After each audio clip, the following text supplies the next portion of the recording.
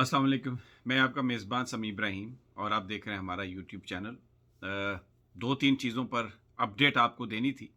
एक तो आज इलेक्शन कमीशन ने जो समाअत थी वो मंगल तक मुलतवी कर दी है, क्योंकि जो जवाबात थे लोटों के उसकी कॉपी चाहिए थी।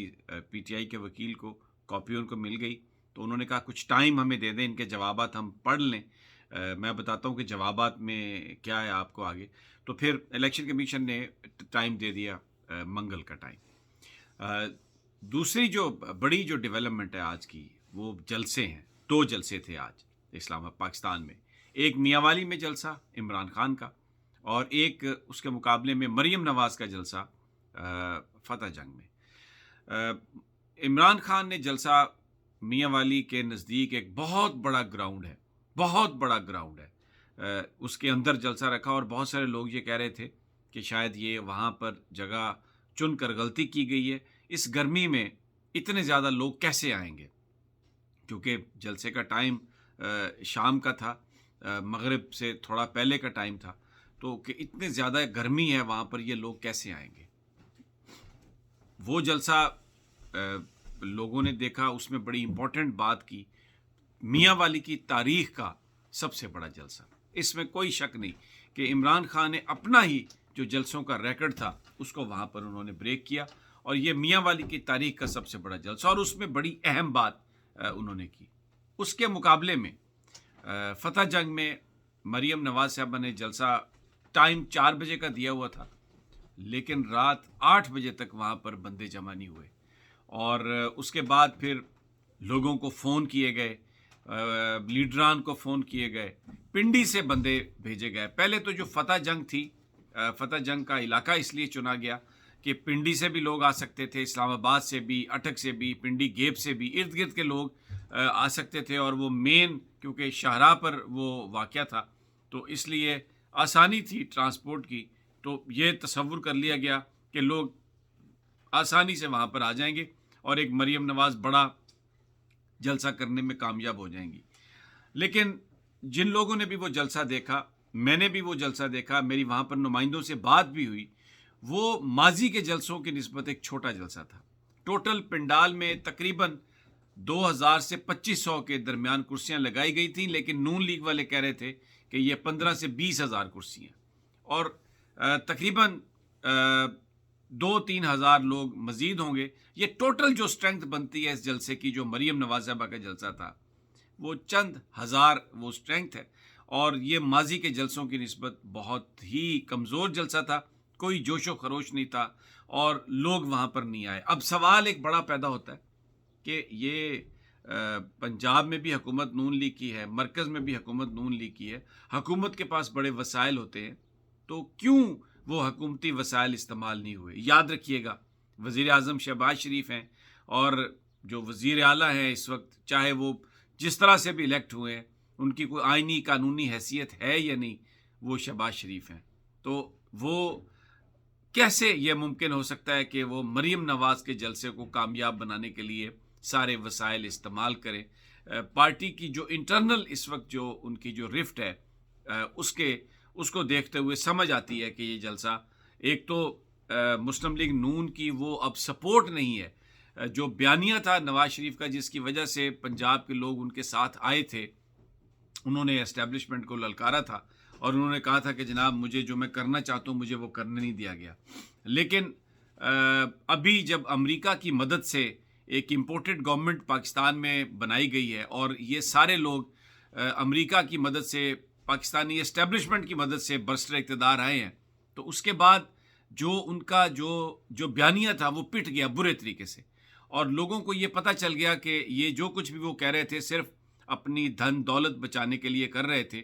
और फिर जो करप्शन के केसेस थे, उससे जिस तरह बीमारी का बहाना करके झूठ बोल के नवाज शरीफ साहब मुल्क से बाहर गए, तो उनकी जो मकबूलियत थी, उनकी जो हैसियत थी, वो बहुत ज़्यादा मुतासर हुई।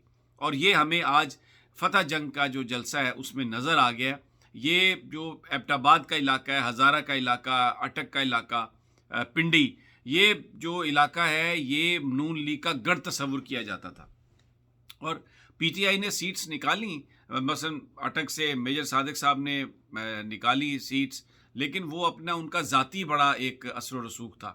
تو یہ علاقہ عمومی طور پر سمجھا جاتا کہ یہاں پر بڑے جلسے نون لیگ کر سکتی تھی، لیکن آج کا جلسہ ٹھوس ہو گیا، ٹوٹل ٹھوس ہو گیا جلسہ. اس کی جو بھی محرکات تھے، لیکن جو غبارہ تھا اس سے ہوا نکل گئی، اور جو عمران خان کے جلسوں کا مقابلہ کرنے کی جو سوچ تھی نون لیگ کی، وہ آج اس کو بڑا شدید دھچکا لگا ہے. اور یہ میں وداؤٹ اینی ایگزیجریشن کہہ رہا ہوں کہ آج مسلم لیگ نون عوامی طور پر شکست کھا گئی ہے فتح جنگ میں، اور اس کا جلسہ آپ سمجھے ٹھوس جلسہ ہوا.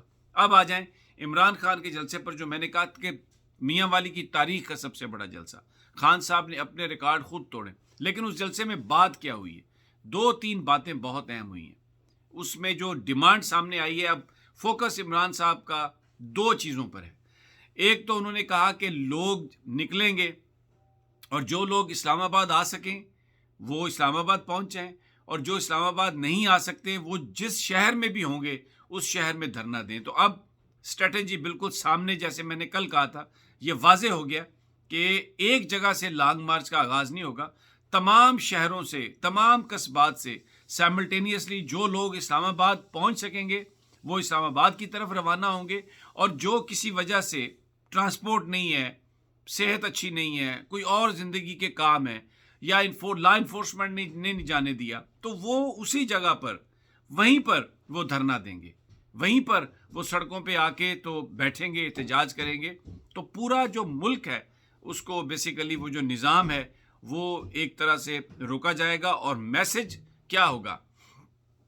آج عمران خان صاحب نے جو میسج دیا ہے کہ ڈیمانڈ کیا ہوگی، ایک ڈیمانڈ ہے الیکشنز. اس کے علاوہ کسی طرح کسی چیز پر بات نہیں ہوگی. صرف کس پر بات ہوگی؟ Election election election. تو باقی یہ جو کمیشن بن رہا ہے، پارلیمنٹری کمیشن بن رہا ہے، جوڈیشل کمیشن بن رہا ہے، خط کا معلوم کرنا ہے، خط کا نہیں معلوم کرنا، یہ جو ایک لالی پاپ دینے کی گورنمنٹ نے کوشش کی تھی، آج اس جلسے میں، میاں والی کے جلسے میں اپنی اسٹریٹجی دیتے ہوئے عمران خان نے یہ کہا ہے کہ ان کی اب ایک ترجیح ہے صرف، اور وہ ترجیح ہے الیکشن. اور اسی کے لیے انہوں نے پورے پاکستان کو پکارا ہے، صرف تحریک انصاف کے لوگوں کو نہیں کہا. انہوں نے کہا میں پورے پاکستان کے لوگوں سے اپیل کرتا ہوں کہ وہ آئیں اور الیکشن ڈیمانڈ کریں. دوسری انہوں نے ایک بات جوڈیشری کے حوالے سے کہی. انہوں نے پیغام دیا جوڈیشری کو کہ آپ مجھے یہ بتائیے کہ یہ کیسے ممکن ہے کہ آپ نے جو لوگ منحرف ہوئے، جو لوگ بلے کے ٹکٹ پر الیکشن جیتے اور اس کے بعد انہوں نے آ کے ووٹ دیے دوسری جماعتوں کو، ان کو آپ نے کیوں نہیں ڈسکوالیفائی کیا ابھی تک؟ کیوں آپ اس میں لے تو لال سے کام لے رہے ہیں؟ اس میں تاخیر کیوں ہے؟ اس میں تعویلات کیوں ہیں؟ تو جوڈیشری کے لیے ایک بڑا واضح پیغام انہوں نے دیا. عمران خان نے صرف ایک ڈیمانڈ کی ہے کہ جن لوگوں نے جو منحرف ہوئے، جو لوٹے بنے، جنہوں نے ووٹ سے غداری کی، جنہوں نے اپنا ضمیر بیچا، ان کے خلاف سپریم کورٹ آف پاکستان نے ابھی تک کارروائی کیوں نہیں کی؟ یہ تو بہت پہلے کارروائی ہو جانی چاہیے تھی. اور یہ کیسے ممکن ہے کہ وہ اپنی پالیٹکس جاری رکھے ہوئے ہیں، جو اپنے ضمیر کو بیچتے ہیں، اور عدلیہ ابھی تک اس پہ فیصلہ نہیں کرنے میں کامیاب ہوئی. ایک انہوں نے اور بات کہی لوگوں سے، جو بڑی امپورٹنٹ بات ہے، ایک مستقبل کی سمجھ آتی ہے کہ وہ کیا کریں گے. انہوں نے کہا کہ یہ میرے ساتھ پاکستانی قوم وعدہ کرے کہ جن لوگوں نے اپنا ضمیر بیچا، وہ اب کسی بھی پارٹی کے ٹکٹ سے اگر وہ الیکشن لڑنے کی کوشش کریں گے تو پاکستان کے لوگ انہیں ناکام بنائیں. ایسے بے ضمیر لوگوں کو، ایسے ضمیر فروش لوگوں کو جو اپنے آپ کو بیچتے ہیں، اپنی لائلٹیز بیچتے ہیں، ان کو آپ اسمبلیوں میں منتخب کر کے نہ بھیجیں، ان کو آپ فارغ کریں. یہ آج ان کی بڑی ان کے کرکس تھے. اور جو کل کا انٹرویو تھا اس میں ایک حصہ انہوں نے بتایا علیم خان اور جہانگیر ترین کے ساتھ ان کا کیا جھگڑا تھا. انہوں نے ایک بات سیدھی سی کہی کہ 11 سال وہ رہے پارٹی میں، بالکل ان کی بڑی خدمات تھی، لیکن وہ شاید جو ایک مشن سٹیٹمنٹ تھی، جو شاید ایک عمران خان کی جو سیاست تھی اس سے وہ ہٹ کے تھے. کیونکہ انہوں نے کہا کہ جب یہ حکومت میں آئے تو علیم خان صاحب نے ایک 300 ایکڑ کی زمین تھی وہ لینے کی کوشش کی، اور پھر جہانگیر صاحب کا نام سکینڈل میں آیا، تو شاید وہ یہ توقع کر رہے تھے کہ جس طرح دوسری سیاسی جماعتیں جو ہیں وہ اپنے لوگوں کو بچاتی ہیں کہ میں بھی اس میں انٹروین کروں گا کہ میں بھی بچاؤں گا، لیکن عمران خان نے کہا کہ میری تو یہ سیاست ہی نہیں تھی، میں بالکل کسی طرح سے بھی اثر انداز نہیں ہونا چاہتا تھا، اور میرا جو ان کے بارے میں خیال تھا، جو شک تھا، وہ پکا ہو گیا، کیونکہ وہ تو جا کے مسلم لیگ نون کے ساتھ کھڑے ہو گئے، یعنی وہ حمزہ شہباز کے ساتھ اور شہباز شریف کے ساتھ اور نواز شریف کے ساتھ، جو چور ہیں، جو میری پالیٹکس کا جو بیسیکلی محور اور مرکز تھا کہ یہ جنہوں نے اس ملک کو لوٹا ان کو نکالنا ہے، تو یہ علیم خان اور جہانگیر ترین ان کے ساتھ اگر کھڑے ہو گئے تو پھر یہ تو ان کی سیاست تھی مفادات کے لیے، اور میں اس لیے سیاست میں نہیں آیا تھا کہ میں نے مفادات اٹھانے ہیں یا جو لوگ میرے ساتھ ہیں وہ مفادات اٹھائیں گے، تو یہ مفادات کی جنگ تھی، وہ چلے گئے ہیں، وہ انہوں نے اپنے آپ کو ایکسپوز کر دیا، وہ نواز شریف کے ساتھ کھڑے ہو گئے جا کے، تو بیسیکلی وہ ویسے ہی ہیں جیسے نواز شریف جن چیزوں پہ بلیو کرتا ہے، تو اس لیے میرا جو بھی ان کے بارے میں موقف تھا وہ وقت نے سچ ثابت کر دیا۔ علیم خان صاحب نے آ کے کیونکہ ظاہر ہے چینل بھی ہے ان کا اپنا، تو وہ جا کے بولیں، جب جو مرضی بول دیں وہ چلے گا، چیلنج کیا جی میں مناظرہ کرتا ہوں۔ فیاض الحسن چوہان نے کہا ہے کہ علیم خان صاحب آپ کی کیا اوقات ہے، آپ کی کیا حیثیت ہے، آپ نے اگر مناظرہ کرنا ہے تو میرے سے آپ مناظرہ کریں، اور یہ بات کسی حد تک سچ بھی ہے۔